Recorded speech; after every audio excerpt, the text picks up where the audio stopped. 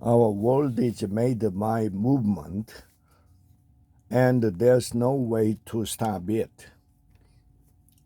Panic about migration reflects a terrible failure of imagination about the future. We are about to see a vast reordering of the map of opportunity. We are living in an age of mass migration.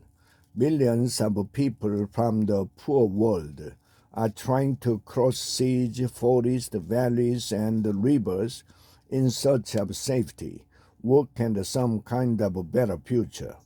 About 281 million people now live outside the country in which they were born, a new peak of 3.6% of the global population, according to the International Organization for Migration, and the number of people forced to leave their country because of conflict and disaster is at about 50 million, an all-time high.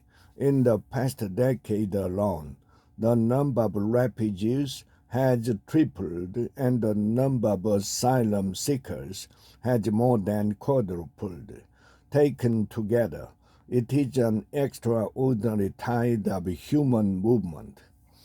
The surge of people trying to reach Europe, the United States, Britain, Canada, and Australia had set up a broad panic, reshaping the political landscape. All across the rich world, citizens have concluded, with no small prompting by right-wing populists, that there is too much immigration. Migration has become the critical fault line of politics.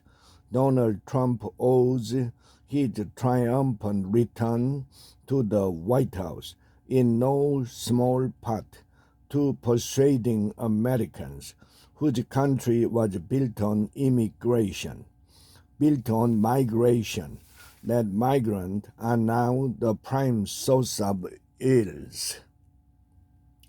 But these vituperative responses reveal a paradox at the heart of our era. The countries that malign migrants are, whether they recognize it or not, in quite serious need of new people.